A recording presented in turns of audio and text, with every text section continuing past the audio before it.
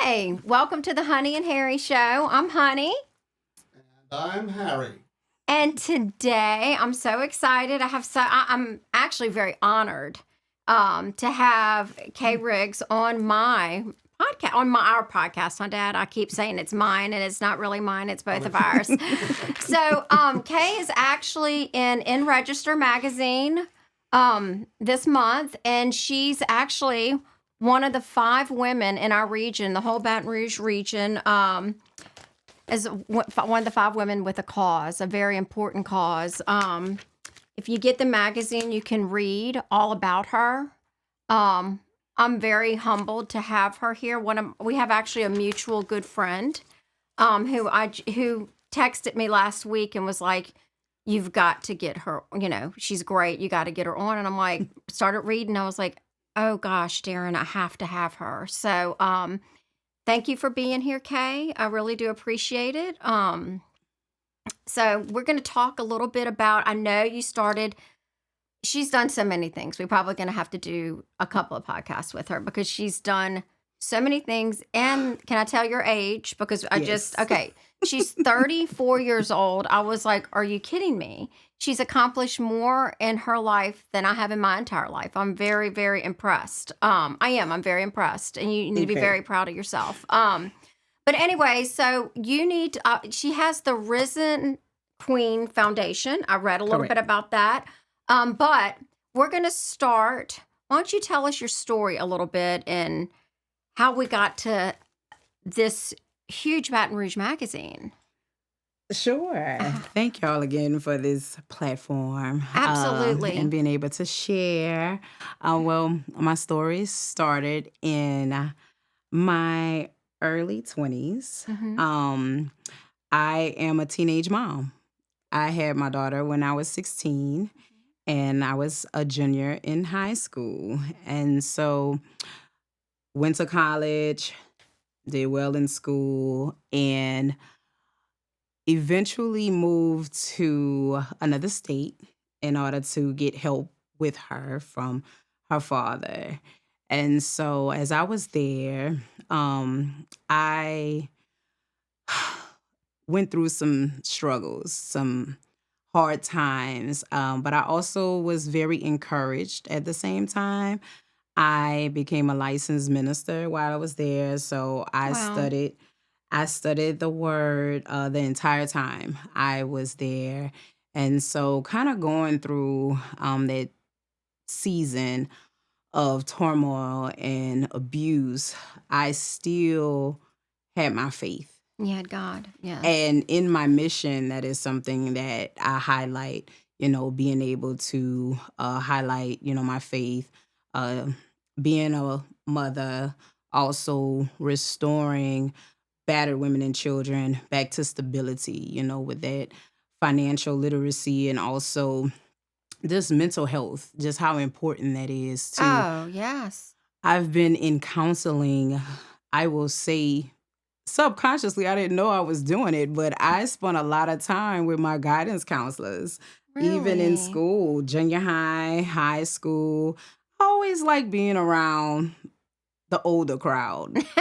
Well, I feel like you're an old soul. I just told her that. I feel like you're an old soul. Yes. Absolutely. Yes. So I remember my guidance counselors, Miss Trahan and Miss Charles. I was with them, and when I got to college, I stayed in counseling then as well. And then once I was out of college and I was going through the abuse from the time I was, 21? Wow. So young. Yes. So, and that happens to a lot of young girls. I had my daughter young, and it's just one of those things that if you can get caught up in it so quick. Yes. Because you're just young. Yes. And we didn't live together. But my mom, one thing that she instilled in me and my sisters to always be civil with people. We're never to be mean. We can respond, but not to start off just mean-spirited. And so I was just in a hardship of trying to co-parent healthily, and the other parent was not compliant. And so it created a hardship in the home for me and my children. Um, because he had his own personal desires and they didn't align with my desires. I Mm-hmm. just wanted to take care of our daughter. And so that used to cause a lot of rejection for him. That was something he was internalizing and he was like deflecting a little bit. He wasn't accepting it that I didn't feel like there needed to be a romance in order to take care of the child. And so that was something that I used to feel like I had to teach, and I wasn't heard. So I kept trying to be present, still being patient as Mm-hmm. possible. But it was a nuisance. It was a nuisance. It was becoming a nuisance. So when it got really bad, October 5th, 2015. Oh, wow. It was a very hard day. It was a rough day. And prior to that, we had had a lot of really, really bad moments in time. And I had to leave a year prior to that because he caused a lot of pain physically, not only to me, but to my children. Mm-hmm. And I had a wound. I wear a lot of lipstick for a reason. I love lipstick Oh, though, I love lipstick but I too. have a scar Oh no. right here. He hit me Yeah. in my face, but he bit my face, What? and my lip was just bleeding, and I'm like, Lord, I got to get out of this. And so I had to silently leave. I couldn't give notice. I had to talk to the schools and let them know, like, hey, Mm-hmm. this can't be shared, but we Mm-hmm. have to make our exit. And so we left. And one of my family members, she met me in another state halfway and she brought us home. And so I stayed home for about a year. And my former church at the time, they was like, hey, you still have your license. Let's finish, what you started. And I was like, okay, I think I'm ready to come back. And so I moved back and I kind of set that boundary, like I'm here to do ministry, not so much to repair, our co-parenting relationship. And so I was abused really badly one night. Um, and I was hospitalized from that. And it was a hard night because my children were present and So they did usually they are. see? They heard it. They heard it. They heard it. They Okay. heard it. And so they've been present a lot. But that one was different um because they can hear my body getting slammed Oh my to the goodness. ground and I'm just fighting and in that moment I'm just like this is just too hard on my body and I remember talking to my advocate at the time just like Kay, you have to get out of this because her sister had passed because she had been abused for so long and her Oh wow. organs began to fail Oh my goodness. and I started to think about that. I was like, I got to get out of this. So CPS was involved and they shared with me, they said, Miss Riggs, if you want your babies, you're going to have to get out of this. And so I'm like, well, I just was trying to co-parent. I don't know what else to do. Like, this is my daughter's father. I don't know how to say, oh, we just can't talk to you. And so I did advise him to, seek his own therapy and also go to family court to have those legalities handled in the courts because we weren't mature enough to come together and find our common ground.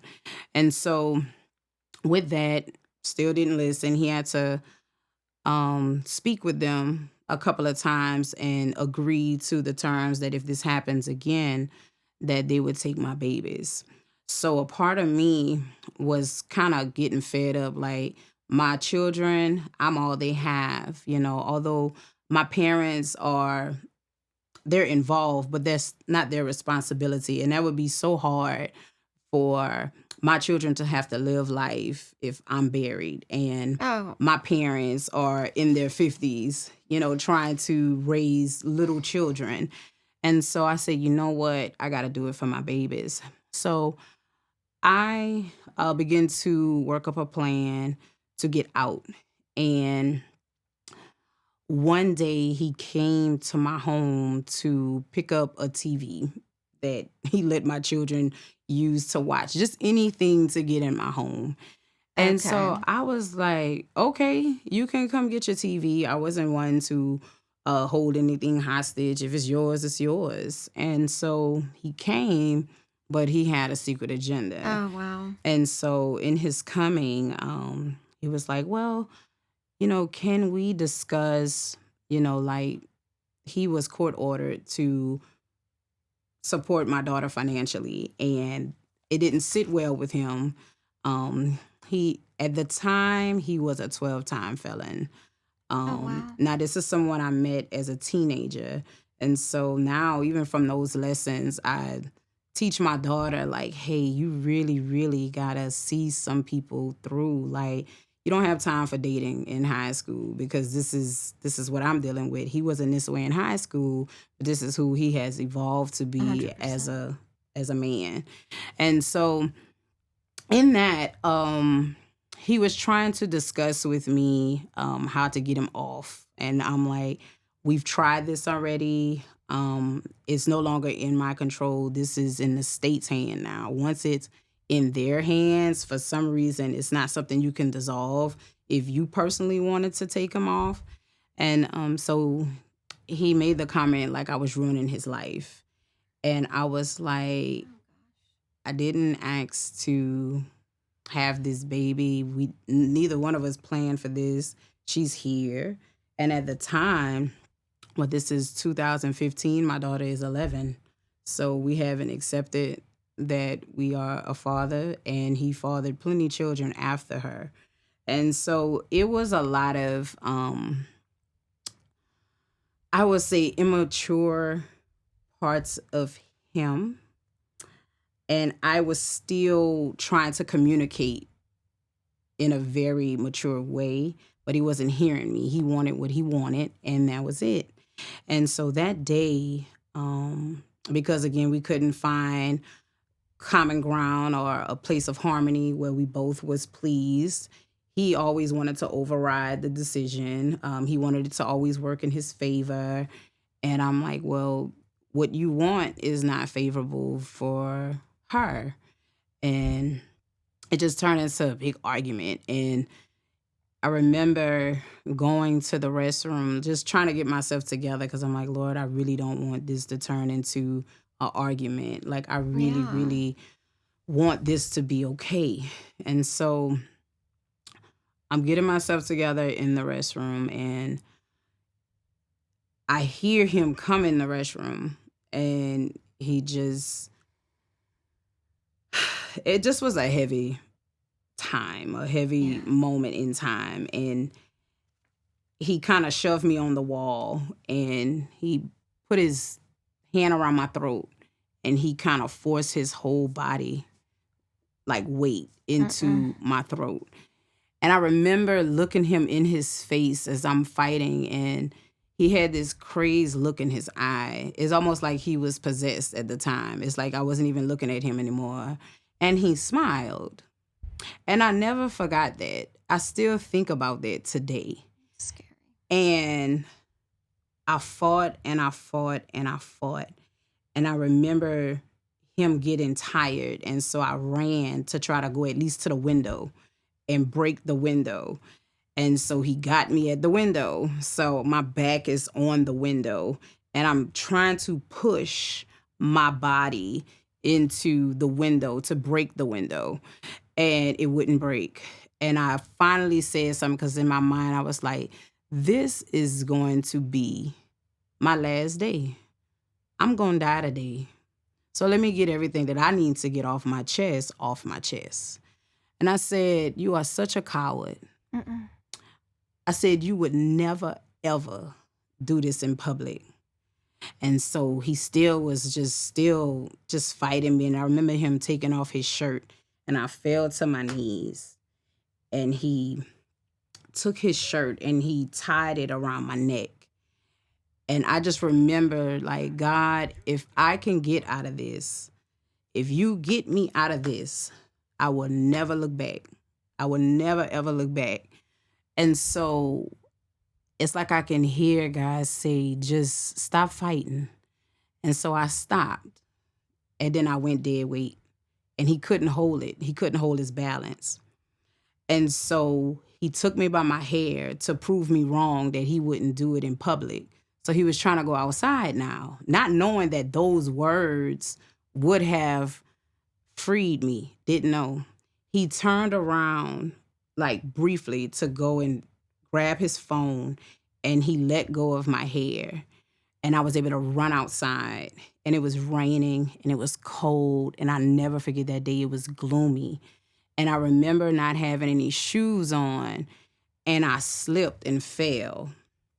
And dark humor, I felt like Tina Turner when she was running from Mike. I said, oh my gosh. Thank God you found some humor. Yes. And so I fell. And I remember him standing in the doorway like, oh, we don't need this. Come back inside. I'm like, you were just Incredible Hulk. I got to go. And this is my house. This is my house. Again, we don't live together. I'm trying to be civil and cordial, but my kindness was, I was being taken advantage of at the time. And just, again, just trying to be peaceful about things. It really didn't work for me. And so he took advantage of that because I was always very forgiving and understanding. And so I remember walking across the street. I had to wait for the cars to pass and I walked across the street and this woman just happened to be looking outside at the moment. She was like, you need some help, baby? I said, yes, ma'am. So I walked in and he seen me walk into this lady's house. So he's banging on the door. I hadn't called 911. He banging on the door, please, Kay, like, just talk to me. I was like, no. I said, we past talking at this point. Oh my gosh. And so in that, he left. The police came. He seen all my bruises. He said, ma'am, you need to get to the magistrate's office right now. I said, okay. I said, but his car is still to my house. I said, can we go do a walkthrough? And so he said, yeah. So we walked.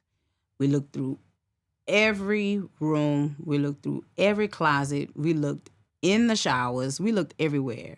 Nothing. No him. So the police officer left. And I get a call. You called the police? I'm like, I told you that I need you to keep your hands to yourself. I'm tired, okay? But you shouldn't call the police. You shouldn't call the police. I was like, you don't hear me anymore, and I'm tired.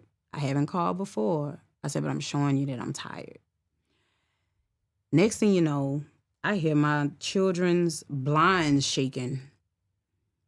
He's coming through my children's bedroom. And I said, Lord, I'm really going to die today. He left the window open, but it was shut.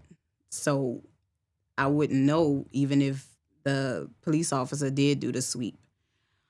So I remember him looking me in my face and he just cried and fell to the ground. And I said, Confused. I was just like, this is too much. This young man is mentally disturbed. Mm-hmm. So in that moment, I knew my kindness still was going to save me. So I had to show that I cared. So I sat down in the hallway, sitting down. And I said, what's going on? He said, well, I know I could be better. I know this and I know that. And I said, okay. I said, let me go get you some water. So I went to the kitchen. I got him some water. And I slid my keys to my car in my pocket Oh, wow.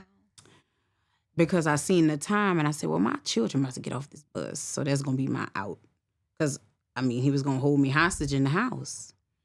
So I came back. I gave him a bottle of water. And he was calming down. And so I said, well, them children about to get off the bus. I said, let me step outside. And I said, I'm going to get them off the bus. He said, okay.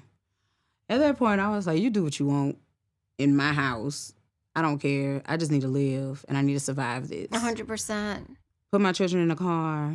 We went to the church because I was preparing for my initial sermon, October 25th. Oh, my gosh. So in 20 days, we sitting here preparing and I'm still pushing because my faith was intact. And so sat with my bishop, and I really don't understand even then why I didn't say what exactly had just happened. I was so used of going through this and then straightening up, cleaning myself up, and stepping out into the public again. I remember being in church after a sermon that I preached, and people were walking up to me like, Minister K, like, that was such a great sermon, and they're hugging me, and my body is sore. My body is hurting because they don't know what I went through But don't you think the a day lot before. of women like cover it? They just and they don't. It's almost like that's your normal. Yes, So you don't know any different. And when you were so young, very young. and you just think, and you're like we're a lot alike in some ways. Like you just think you of course you want the father in your child's life. You know what I Yeah. mean? Like that's what you're trying. That's the Yeah. goal, right? Yeah. And no, it's not okay. It's not okay. It wasn't. You are so strong. I'm so proud of you. So young. How old were you when that last I was 25. 25? I was 25. 25. You were a baby. Yeah. You were a baby. But I do think God was protecting you, for sure. Agreed. So I know you left, and you had to get help. Where did you go? And I know from when we were talking, it's not that easy. It's not. It's almost like everybody. You hear about women that get abused, and it's like, oh, they just need to leave. It's just leave. It's it's like it's not easy to pack up your. You can't even pack. You didn't get to pack anything, right? Not the first time. Not the first time, but like you just leave with your children. Yeah. Some women leave with, and like they go to a shelter, Mhm. right? Did you do that? Yes. So I had to pack up my home the second time. This particular house I left because it wasn't safe anymore. And so we had to go to a disclosed location. Oh wow! And I moved, and he found that No location way. a year later. And so it was almost like he was hunting me because we did go to court and I did win my case, and he seek vengeance for that. There was never no accountability. It was always, Oh my God! how can I get rid of this woman because she's making my life hell? I'm like, where is the accountability? The only way you can be charged and convicted is if I had the proof. And so in that particular county, they didn't have a shelter. They only had a resource center. Oh wow! So that was unfortunate. That's why I didn't get to go to a shelter in that county. Oh wow! So when I moved to this next county, when he found me, I had to pack up my house within the week, really 2 days. I put everything into a storage and I moved into the shelter. And so the shelter gave us 6 weeks to get 6 ourselves weeks. together. That's it. And so when you go to the shelter, like, do you get a room, like you and your kids? Like, just tell me a little bit about So that. we had a common area, but we had a room where we can just be a family. So we had a room. We had to share a bathroom with other families. We had to eat in the common area. So And hard. it was rough That because at the that is same so time, hard. I was still going to court and still having to bring my babies to school, Oh, still having to because life go never through my, stops. there you go, my day to day. I still had to do mom and Yeah, you can't stop being a mom. yes, and K and go to therapy and All go the to things. court again. And so in that, it was heavy. And there was a family. My daughter's teacher. I always celebrate the Todd family. Um, Her husband was military. He was from Georgia, and he was like, "Oh, you're a Southern girl." I said, "And is I am." And he was like, "You know how to cook fish?" I said, "I do. I know how to fry fish very well." I said, "But can you fry it this time?" He was like, "Yes." And so they took us in after 6 weeks. Really? Yes. I mean, And what beautiful people. yes. And that was the first time that I was shown that people don't see color. I've always come up in the world, came up in the world, I'm sorry. And where I'm from, we're such a mixed pot. But then Yeah. being in another, like a foreign land, I started seeing where there was some division. Oh, really? This family didn't see color. And that was my first time seeing that. And that really was a lesson for me. Like, in charity, we don't see color. We just see a person and they're 100%. in need and they need our help because we have it to give. And I was stressed going in because I was like, look, I don't have a lot of money. I am finishing school. Like, I finished my degree while going through this. That is amazing. I just want to tell you that is amazing that you finished school while you're going through this, and your education is everything for, yes, it's Yes. everything. Yes. But you're just your will. You're just, I mean, God, He's working through you, and I mean, He's working through you right now, obviously. But just to get through. I mean, at 25, at 20, Yes. I'm just thinking that's my youngest daughter's age. Can't imagine. It's rough. I can't imagine. So they take you in. I'm so sorry to No, interrupt. you're fine. And You're they fine. take you in, but I know we were talking, which finish your story for sure, but the shelters, we got to do better.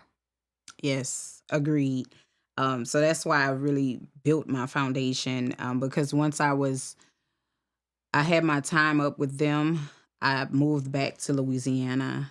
Because it's what me and my children It's needed. home. Home was Home. restoration. Home. You need to be home. Good I know. food. We was losing so much weight. My children were frail. Yeah, y'all needed to thicken up. Yes, I know. we had nothing left. We was I like, know. we come here bearing it all. And so You need hugs, kisses, good cooking, yes. family. Yes. And I'm so grateful for my mom because she had that to give. And I had two family members. One of my cousins, she's on tonight. She walked me through that season. Wow. Yes, she walked close with me through that season. She covered me. She covered me in a way.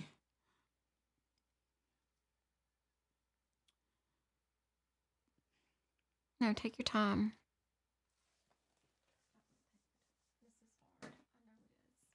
She covered me in a way that some of my immediate family couldn't cover me. And she had my back. Yeah. And she always did. And I'm just grateful that she walked that dark hour out with me. She was there to listen. she never judged. She just listened. And she was there to encourage and empower me. And I celebrate her for that. And I had another cousin. He really helped me financially, like study finances in a way that I never knew that was going to really stabilize me and my children. Gosh, I'm so Created, sorry. no, you're fine. I You're don't have fine, dear. You're anything. fine. Just set up a trust fund for me and my children. I've Oh, just that's amazing. never had people just really come through for me like that. To see that, and it was just two people. A lot of people knew what was happening, but nobody extended the olive branch. And even today, I'm like, if I know something, I want to be able to bring relief to that mom, because not everybody's sharp when under pressure. I happen to be No, you are. a little different. And you are a little different. And Yes. not everybody has the education. Not everybody's Yes. thinking. Not everybody has the faith. That's the other thing. Not everybody has faith. And then not everybody has family. So like if you don't have all those, It's tough. I don't know what you do. You know what I mean? Like, but it's every day. It's every day. Every day. And so when I came home, I went into the Faith House in Lafayette. They gave us a little longer. They gave us 8 weeks to Okay. get ourselves together. That's still nothing. Still not enough. No. And it really took me 2.5 years to stabilize my children. Oh, wow. But again, I had to be sharp under pressure. And in that moment, just sitting while my children were at school, I say, you know what? What can I do different that I feel like is going to work? And so I remember going to my advocate and I'm like, look, can you put my name on a letterhead and say that, like I'm a resident here and I need some help? She said, yeah. She said, what are you going to do? I said, I don't know. I said, but I'm getting ready to go do something. Like I just was tired kind of sitting there, and they just wanted to put you in low income housing. And I'm like, that is high crime areas. That is not safe for nobody. And we talked about that. Yes. And I'm just gonna say, and I don't know if I'm gonna get in trouble for this, but I'm gonna say it. I wouldn't put my dog in some of the places these people live. Why would you put a human being And their children. and their children in this situation? You're going to get more of the same, and then it's going to trickle down to the children. Yes. And we got to do better as a community. We just do. I don't know how to fix the problems. I know you're trying so hard to fix the problems, but yeah, I mean, what you go, no, that's not okay. And how do you do better? I mean, you may not have a car. You're scared. Yes. Or you're scared in the place that you're living because you're surrounded by people that, are probably doing drugs and, all kind of bad things. But and I'm not judging them for that. They're a victim of their environment and their circumstances, right? Absolutely. Absolutely. Absolutely. I think that. I just think it's unfair. It's very unfair. To us to have to stay in survival mode like that, because in high crime areas, you're still in a destitute situation. So that's why people go back. That's why people don't leave, because you feel safer. Even though he may come over, he may come home and beat you every once in a blue moon or whatever it is. Mm-hmm. It's almost like, well, then 90% of the time it's okay. Mm-hmm. I can see that. I can see that. Mm-hmm. Just Mm-hmm. me thinking, if I had to go in low income housing, or do I put up with my abuser? I'm going to put up with my abuser. Many of the survivors that I've helped, that is their reason for staying. They needed to have that stability.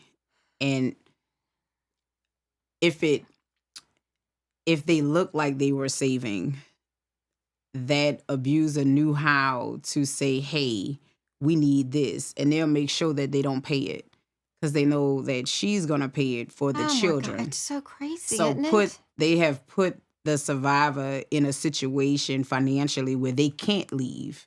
And I was like, you gotta be so strategic to be mean and oppressive like that. You do. So, you know what that is? That's the devil. Hmm That's the devil having his way I used with to people. make my friends laugh. Dark humor. I call I call my former abuser DJ. I was like, what's DJ? Devil Junior. Sometime LJ. Lucifer Junior. Listen. Lucifer, LJ, Oh DJ, my however I'm gosh. feeling. Well, look, I wanted to say this too while we're on like, because some people may be watching, and if you're going to donate to the Battered Women's Program, Hmm what should you give? It should be cash, right? Is that what you should be Yes. doing? Money. We need funding. We need funding, We right? don't need no clothes. We don't need clothes. We That's don't what need they- no more clothes. No more clothes. We don't need no clothes. We Mhm. have so much clothes. I get people asking me, Kay, y'all need some clothes? No. We need deposits. Yeah. We need rental deposits. We need utility deposits. We are starting over. You're with starting young over. children. And you want to, you need help to start a new life. Yes. You just need that little cushion, that little help to get Yes. going. And the reality, of a lot of this, there's really not any government funding but the low income housing, and also say going to DCFS for food stamps, stuff like that. But we have these other causes where they have billions a year. Oh, wow. Billions. They get Yeah. billions. Yeah, no, you're right. You're right. We don't scratch that. Yeah. We don't. And clothes, that's fine. We have plenty. When I was in the shelter, they had it set up like a boutique. And I love that. love that. I Yeah, was I love like, that I'm too. going shopping today. Yeah, that's Get great. I my- mean, that's great. That helps. Yeah, but that helps you feel good as Yes. yourself. But there's more to it than clothing. Yes. You need the help. I would think most of these women want a better life for their children. They want to be safe. They don't want to get beat. They just want better. And you go put them in low income housing. They're just going to get more of the same. Yes, the crime so the children become victims as well, to that system and to that society, because coming up in poverty, they may become abusive. Mhm. If it's a male, Mhm. they'll probably become abusive. If it's a female, most likely will become a victim of Mhm. abuse. It's always that settling that happens. And fortunately, my mom had an abandoned property that I was able to go to. Yes, you told me. And but everybody doesn't have that option. And I was willing to live in a bad situation until I got better, until I was able to get that stability I needed. And it was hard. That was a hard sacrifice. And Yeah, you had to give up a lot. yes. Yeah, all the comforts, yes. But I want you to tell everybody how generous. That's what when we got off the phone yesterday, I was like, there's good people in this world. Yes. Yes. There's just good people in this complete world. strangers. And that's why I love doing my podcast, because the TV's so negative most of the time. Yes. And so tell us about yes. what came your way. How blessed, again, God blessing you again. Yes. So it was business owners that restored me and my children, not family. It was business owners. Business owners. I took my letterhead. My first stop was to the Lazy Boy.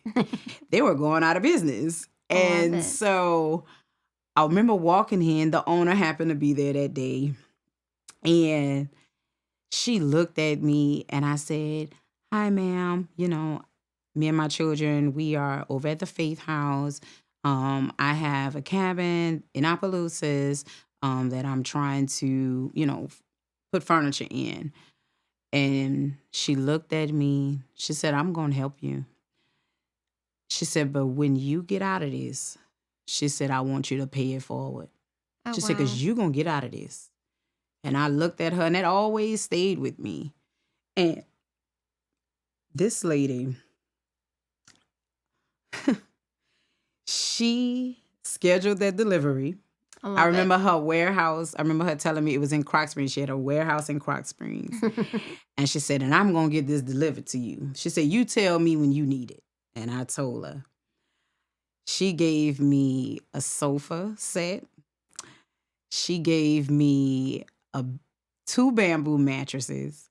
And I still have that today. I love Like, it. she didn't give me no hand-me-down. She didn't give me nothing that nobody wanted. This was all wrapped up.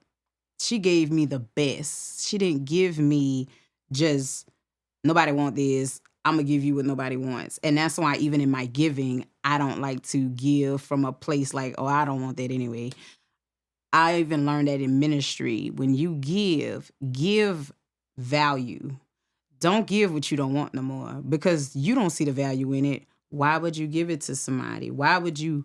Agreed. Agreed. And I felt like somebody really cared because Well, it she made you gave me feel the good. Yeah. best. It made you feel valued. Yes, she Yes, gave me yes. $100 pillows. I'm I'm like, like, so nice. thank you so much. I don't even have a $100 pillow. I'm like, ma'am, thank you. This is so kind. A beautiful woman. Yes. What a beautiful, beautiful. Yes. If more people that can, Yes. because there's a lot that can Yes. and don't. Just saying. Some people, I've learned that to be charitable is definitely a gift. To have a heart for humanity, to have a heart for people is definitely a gift. It has to be genuine. It has to come from a real place. Oh, yeah. And so with her, that just blessed me so much. I still have all that. And I've built my home and everything. I'm like, this is some good stuff. This is some quality stuff. So nice. I love it. When she gave me this back in 2017, like this was 7 years ago, I still have all. That is my favorite couch. Well, yeah, because that's not there. I mean, those couches last long. Yes, do not get rid of your couch. No, and it didn't match with one of my, I have a navy blue like suede sofa, and I love everything is around that sofa. All my chairs are navy blue. I went by a navy blue cover to put over that. So it all match. I love it. And I said, we're keeping this because this feels so, I still sit there. I spent a lot of time in that sofa thinking how to get out. And even then, the lumber yard there, St. Landry Lumber, shout out to St. Landry Lumber. They gave me my sheetrock. They gave me my insulation, my flooring.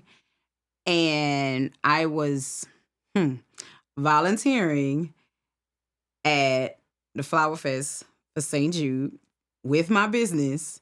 And the lady across from me, she owns Roussel's. And she said, ma'am, you say you're from Opelousas? I said, yes, ma'am. She said, your story. She said, I want everything. I said, yes, ma'am. And I'm just bagging all my product, just bagging it up. I love it. She said, my husband's family they own St. Landry Lumber. I said, oh my gosh, it's 5 years later. 5 years later. What are the odds? That doesn't happen. That doesn't. And I'm gonna tell you, I live in.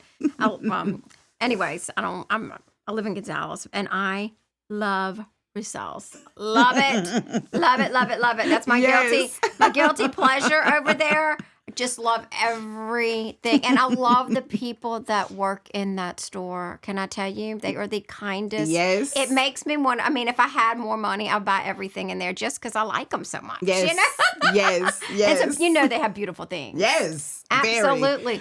Very nice. So, what is your product that you have that they bought in there? So, it's actually in their stores too. It's a plant-based home care line. Yes, it's named after my grandmother. And so I compound everything from dish detergent, laundry detergent, multi-surface cleaner.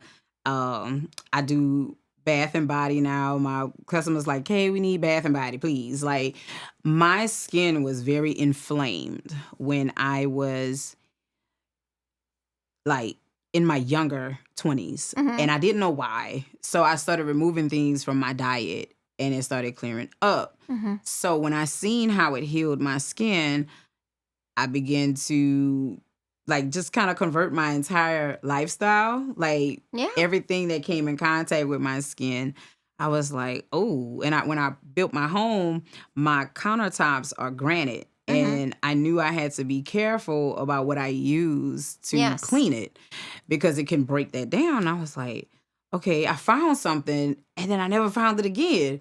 So I was like, okay, well, I'm going to have to do this myself. You're going to make it. I'm going to make it myself then. And so I started doing research, and then my 4 products became like this whole line. So when I was doing charity with my products at this event, I gave 20% of my proceeds to love St. that. Jude. Love that. And everybody heard my story. It was like, who's this Creole redhead girl out here? We ain't never seen her before. And so my picture was everywhere. And even the owner of the flower wall, she came and introduced herself to me. And she was like, can you tag me on that? I was like, yeah. And so it was all over Visit Baton Rouge. And then a lot of people started finding me that way, asking me to come to events. I'm like, yeah, I'll come. And so I would go. And then she's a friend today. They offered to put my products in their stores. I was like, okay, that's great. That So is. now it just like, What's the name of your product, by the way? so it's Tavia Botanicals. Okay. Yes. And so Okay. it's in stores in Willow Grove. Okay. At the Mulberry Market. It's at Roussel's as well. Yeah, and it's so, I'm glad, like, you talking about this. Let me just tell you, but my daughter who had breast cancer, diet, products like what you're using, and that's everything. Yep. We see Dr. Cave, who is a holistic, she's a doctor, but she practices more holistic. Yeah. There's tons of science for this. Yes. And it is, again, another God thing in your life. Yes. Because you're helping, you donated. How nice is that? But you also are helping people take care of their bodies. It's an amazing thing. Yes. It really is. Yes. Changed my life. My daughter's allergies was terrible. This has helped as well. I'm gonna go get some Yes. because no, seriously, because no, Lindsay and I are really into this. We're into this with the kids. We don't want. We just are, and I have the worst skin ever. It's just Stop it. No, I do. I'm You the look amazing. I'm the little itchy lady. I'm always itching. But anyway, so you founded the Risen Queen Foundation in 2020, right? Yes. So tell us about that. Give me some information so people know about the Risen Queens Foundation. Yes, so I founded my foundation 5 years to date on my anniversary. Yeah, Dad put it up. Yes. Great. October 5th. Mhm. October is actually Domestic Violence Awareness Month as well. Okay.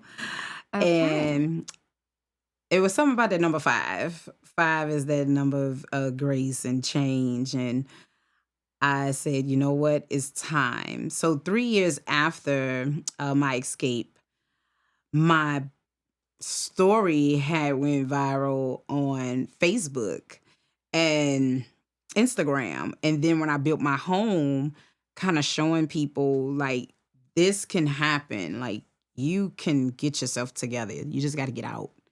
You can thrive after such a dark hour in your life. Absolutely. And so I built my foundation to be able to give back. As the lady said, when you get yourself together, you pay it forward. You never forgot that. I never forgot that. So just highlighting motherhood, faith, being empowered, that financial security, mental health, and being able to provide like those startup costs for your rental deposits, going to these new, whether it's an apartment or to a home. Also, so they help with all that. Yes. Amazing. Yes. So everything that I raise goes to the survivors. I'm so grateful that I am able to pour from a place of abundance. God has really restored me and my children financially in a great way. So we're able to give from our abundance and our overflow. And so I have my community partners such as European Wax, Um, they are the only corporation that I am aware of that gives back to this cause. Wow. Michelle is a sweetheart.